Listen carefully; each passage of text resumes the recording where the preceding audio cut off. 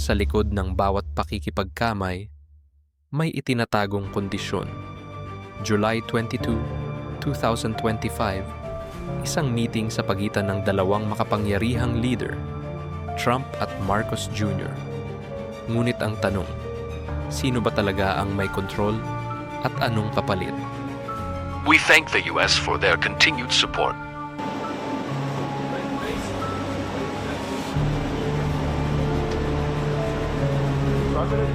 President Trump, sir, your message to the people of the Philippines. Can you get a trade deal done? Can you get a President Marcos, you think you'll get a deal done tonight, sir?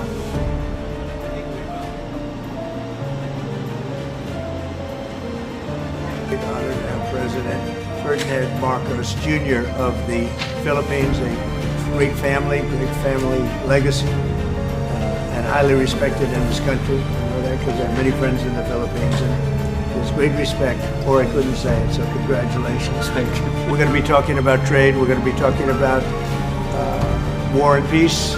They're a very important nation militarily, and we've had some great drills lately. We're back with them. I think I can say that the last administration was not getting along with them too well. They didn't get along with anybody. They didn't know. Honestly, they didn't know what they were doing.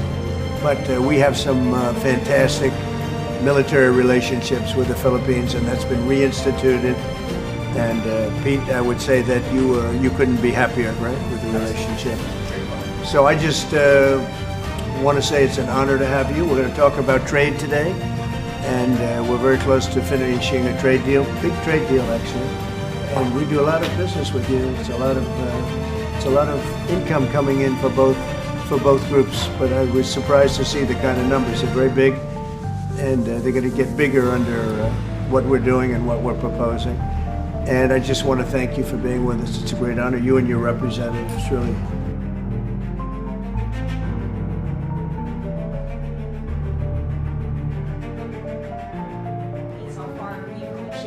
Well, it's tough. He's a very tough negotiator. So far, we're not there because he's negotiating too tough. In fact, I used to like him better than I do now. He's too tough. But we'll probably agree to something. But he's strong, a strong negotiator. He loves your country. Of course, we're all very happy to be here to once again reaffirm the very strong ties between the Philippines and the United States, ties that go back over 100 years. And considering the context in which we live these days, especially in my part of the world, this has evolved into as important a relationship as is possible to have. We must remember that the United States is our only treaty partner in the Philippines, and that has stood us in good stead over the years certainly through the Second World War, and the cultural memory of all Filipinos, down to even the school children, is that our strongest, closest, most reliable ally has always been the United States. And that is something that we value, that we are grateful for, and that we will continue to foster as we go on. With the leadership of President Trump, I am very confident that we will be able to achieve that. I think it is worthwhile to remember that it was President Trump who, in his first term, characterized the relationship between the Philippines and the United States as ironclad. And that has been necessarily the case since that time that you made that statement, sir. And it is something that the Philippines will always hold close to its heart. Thank you once again, and we are honored, and it's our great pleasure to be here and to visit with the President of the United States. Thank you so much. As you say, we are chairing ASEAN in 2026, there is no need, in a sense, to balance, as you characterize it, to balance our relationship between the United States and China, simply because our foreign policy is an independent one. and we are essentially concerned with the defense of our territory and the exercise of our sovereign rights. Now, whether we do this not alone, we need to do this with our partner. And again, our strongest partner has always been the United States. But of course, we are trying to form coalitions and multilateral relations so that we, those like-minded nations who share the same values as we do, who hew to international law, more specifically the UNCLOS, present that position very clearly to anyone who has intentions of unilaterally changing the world order, and that is how we are guided in that. And I don't mind if he gets along with China, because we're getting along with China very well. Well, it's an honor to be with this gentleman. You know, I've known him, and I've known his family actually, but I've known him. And I assume you're from the Philippines? Are you from the Philippines? It's good.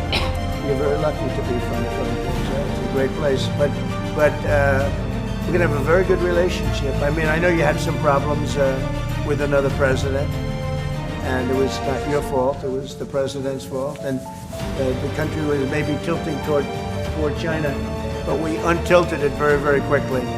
But you know, you had a country that was tilting toward China for a period of time, and I just don't think that would have been good for you. You can deal with China, you should deal with China, but when I got elected, everything changed, and they came right back to us. All of what we consider part of the modernization of the Philippine military is really as a response to the circumstances that surround the situation around the South China Sea, and now what we used to refer to as Asia Pacific.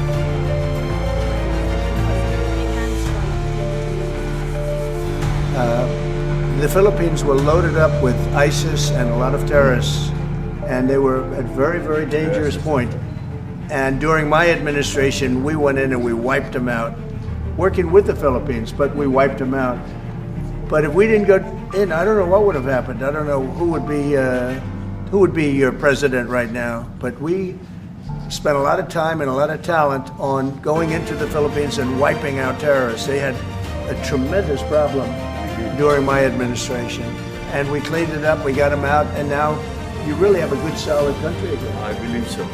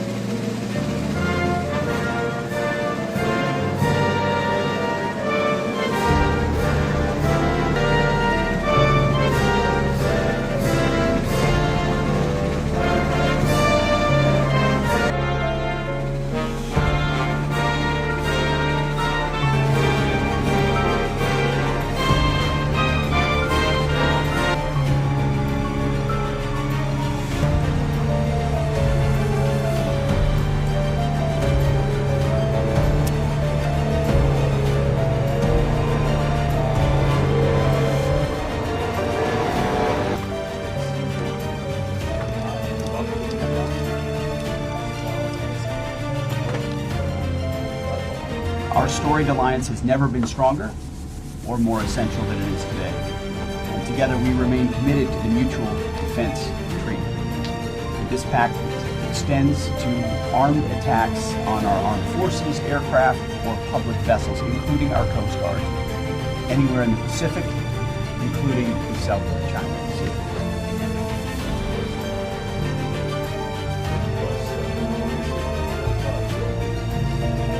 Since it was a symbol, an important symbol, it was an important symbol, it sent a very clear message about our continuing partnership and our continuing understanding of the Mutual Defense Treaty. The Mutual Defense Treaty, the United States is our only treaty partner, and the Mutual Defense Treaty continues to be the cornerstone of that relationship, especially when it comes to defense and security cooperation. Sa kanilang pag-uusap, malinaw ang mga kondisyon ni Trump. Dagdag taripa sa Chinese goods, dagdag puwersa sa EDCA bases, at renewed military cooperation. Ayon sa source mula sa diplomatic league, ito raw ang eksaktong sinabi ni Trump. You want continued alliance? Then meet our terms. Bago maganap ang kasunduan, isang balitang yumanig sa elite circles ng Pilipinas, ang pagkamatay ni business tycoon na si Mr. Tantoco. Ayon sa US Police Report, death by overdose ng isang rare powdered substance. Pero ang mas nakakagulat, nakita sa crime scene ang ginamit na passport ni Liza Marcos at ilang communications logs na nagpapakitang nagkita sila bago ang insidente. Sa isang side comment, binanatan ni Trump si dating Pangulong Duterte. Some leaders wanted to be friends with everyone, but forgot who their real friends are. Patama ito sa prinsipyo ni Duterte. Friend to all, enemy to none. Ngunit totoo bang ito ang naging dahilan ng paglayo ng US noon? Forgot who their real friends are. Ang mga hari ng lupa ay magsisiyukod sa halimaw, Revelasyon 17. Ang kasunduang ito ay tila paanyaya sa pagpasok ng mas malaking kapangyarihan. Military bases, trade control, political blackmail. Lahat ito ay senyales ng mas madilim na puwersa. Ano ang magiging epekto nito sa atin? Posibleng pagtaas ng tensyon sa West Philippine Sea, higit pang kontrol ng dayuhan sa ating ekonomiya, at tuluyang pagkawala ng prinsipyo ng isang malayang bansa. Ito ang panawagan ng Gising Bayan PH. Magmasid, magtanong, magsuri, dahil kung hindi tayo kikilos, ang ating kinabukasan ay itatakda ng kasinungalingan at dayuhang interes. Sa panahon ng kadiliman, tayo ang ilaw. Ano sa tingin mo ang dahilan ng pagsunod ni Marcos kay Trump? Mga kababayan, hindi tayo bulag. Kung may isang politiko ang biglang nagbago ng tono, mula neutral tayo hanggang sa o agad sa lahat ng gusto ng Amerikano, may tanong tayong dapat sagutin. Anong hawak ng Amerika kay Marcos Jr.? Ngayon, mga kagising bayan, kayo ang hukom. Narito ang mga tanong. Pabor ba kayo sa dagdag EDCA military presence sa Pilipinas? Dapat bang ilabas ang buong investigasyon sa kaso ni Mr. Tantoco?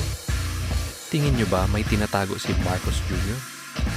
I-comment ang inyong sagot sa ibaba at huwag kalimutang gamitin ang hashtag #GisingBayanPH. Pipili tayo ng 5 pinakamatalinong komento na ilalabas sa susunod na episode. Kung may susunod na hakbang, hindi na ito manggagaling sa atin, kundi sa labas ng bansa. Sa oras na ang EDCA basis ay gamitin sa pananakop o digmaan, ang mga Pilipino ay kasangkot na. Kahit hindi tayo dapat basta pumayag na lang. Sa Biblia, ganito nagsimula ang pagbagsak ng mga bansa, isang maling kasunduan. Ezekiel 13:10. They lead my people astray, saying, peace, when there is no peace. 1 Thessalonians 5:3. While people are saying peace and safety, destruction will come on them suddenly. Ang mga propeta noon, hindi sikat, pinagtatawanan, pinatalsik, ngunit ang kanilang salita ay nagkatotoo. Ngayon tayo ang bagong tinig, tayo ang bagong propeta, tayo ang gising bayan. Hindi para manakot, kundi para magliwanag. Truth is unpopular, but needed. Marcos's faith is intertwined with ours. Time to pray, watch, and speak.